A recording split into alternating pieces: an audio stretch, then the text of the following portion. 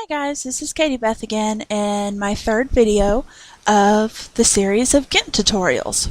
Today we're going to be covering replacing a background or changing a background. First thing I'm going to do is go in here into Open, and this is the photo we've been working with, and this right here is the background that I've picked. So I'm going to click Shift, hold the Shift key and click the other one to be able to select both and open both. Okay, this is our background right here, but right now we don't need that, so we're going to minimize it and go over here. Now we're going to click on our zoom and zoom in, like really close. Remember, you can always hold the Control key and use your mouse wheel to zoom in further. We're going to click on the Free Select and select here around our edges. In hair is kind of hard to select. So you may want to pick a picture with a very simple hairstyle like a ponytail, like the one we have, or you can choose to just eliminate some of the hair. Like right here you can see a strand going on, and we're just going to pretend that doesn't exist and go around it. We're just going to free select around this entire image. You can always scroll over here, or if your image gets too close, you can click in this little thing in the corner and move it to where the image goes off the page a little bit so that it'll fit. Whenever you're changing the background though, you really want to go with the photo that will show the entire top of the photo or of the main image here that you're using. Because if you don't show the top and the bottom is closed off as well as it is in ours, then you will have issues getting it to fit correctly and look good on your new image. Now this process can take a little bit of time. Just don't forget, if you can't reach an area, go over here in the corner and move the photo to where you can reach it. Because sometimes the edges are cut off, because all that's going to be visible is the photo that is actually there, and you're not going to be able to see any of the edges. So you just pull it over so you can see the outside edges. You're going to zoom over here and then connect the last dot with the first dot, and this is going to give us a select right here. Now since we have some areas in here that we don't want, as they are not part of the image, you're going to hit the Control key and then just select around the parts you don't want. This is useful for, well, in this particular case I'm using it for hair, but it can also be useful for under the arms, because arms are not always necessarily connected to the bodies, or it can be useful for like between the legs or something like that. Whenever you have completely free selected your entire area, like I have done here, you're going to hit Control C, which copies it, and then Control V, which is going to paste it. We went over this a little bit last lesson. As you can see right here, here's your new layer. We drag it onto our paper to make it an actual layer. Now this layer right here, your original one, which is going to be named whatever your picture is, you're going to drag it over here and delete it by dragging it onto the trash can. Now this gives us our image right here that we're going to use. Now for the new background, we're going to go back over here to where we had opened our background picture, Control C it, then go back over to this one and Control V. Now as you may notice, it looks a little strange because the image does not, it only shows up in part of your image, but that's okay, because we're going to drag this over here onto our new paper, and then it's going to show up on everything. Now since we need to see this little picture right here on top of this one, you're going to click on it and just drag it above the first layer, and there you go. Now you have your girl right here on your background. Now to be able to make the background look realistic, we're going to need to do a little blur around the edges. But before that we can do that, we need to make it all one single layer. So you go into Layer over here and click New from Visible. We did this last time as well. You can now delete the others out, though you don't necessarily have to. But I would. So we're going to zoom in here and get on our free select tool, and we're going to go around and select inside the image. Now you don't want this on the very edge. You actually want it inside of the image some, because you're wanting to select the edges of the image. It doesn't have to be absolutely perfect. Just get it decently close to the edge, because you don't want it too far over. But it's okay if it's over a little bit. Once again, this little part down here is going to come in really, really, really handy. Excuse that little pop-up. That's because when I have run Windows 8, and those of you who do know that if you mouse into the corner, sometimes it will bring up that tab that you just saw. But you just have to click somewhere else on the screen and then redo the tab. It happens. It's not that big of a deal.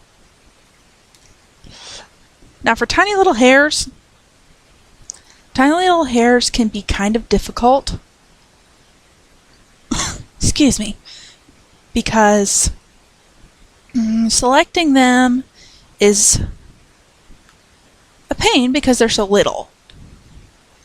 Sometimes just going straight up and down on that hair will work, and that will end up being just fine. Now since you did click on a little bit of hairs right there, I have to make sure that I don't click on the other previous dots, because if you click on the previous dots, that moves them.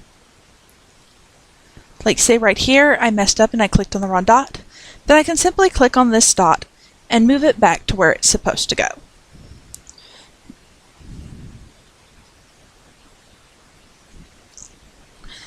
And we're just about done with the selection process here. Now instead of going all the way back over like we did on the previous one, we are instead going to make a little U-turn and go this way. Back the same way we just came from. Only this time, the majority of our selection pieces are going to be on the pink part. Once again, it does not have to be absolutely perfect. It is perfectly fine if it is not. And once again, on these little tiny hairs, sometimes your best luck is going to be just going around the entire hair like this and just about selecting the whole thing. So we're going to just go around this pink part right here, or whatever part your background is. This particular one is pink. So when I'm referring to the pink part, I'm actually talking about whatever background you're using. Mine just happens to be pink. It's actually technically supposed to be purple, but it doesn't look very purple. But that's okay. And this process can be used with just about any background you want.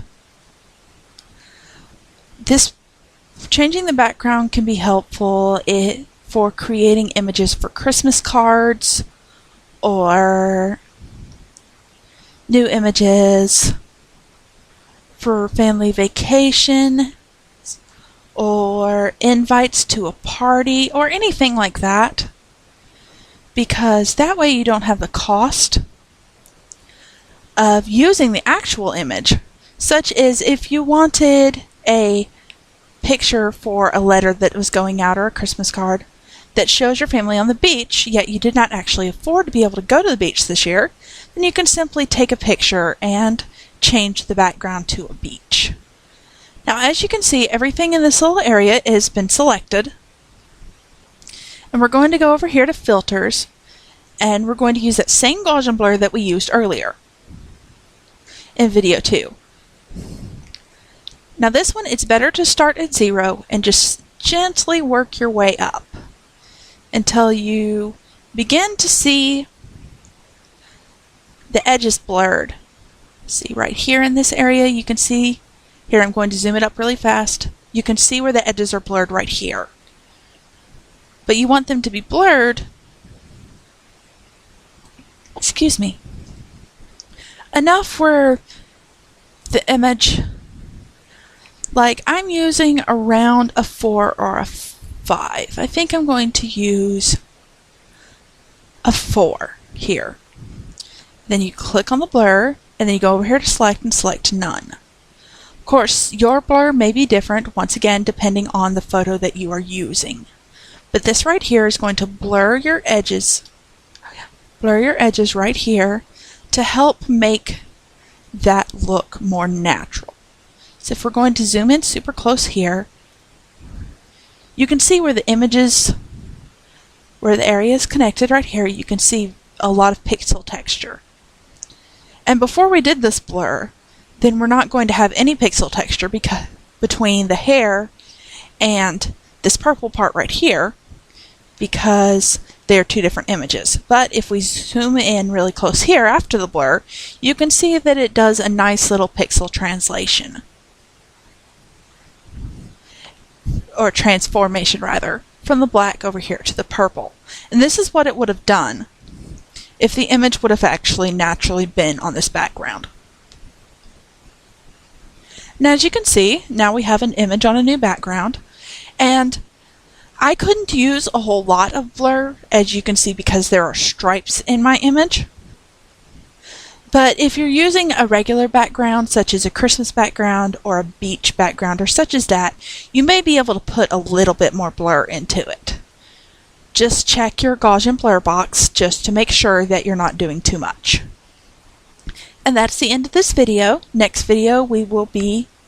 oh yes, first we're going to do exporting just one more time. You're going to go over here into File, Export, and export it to whatever. Once again, I am using JPEG, and you just hit export, and there you go. Now it is saved, and we are good to go. Now this is the end of this video, and our next video will concern lighting. Thank you very much.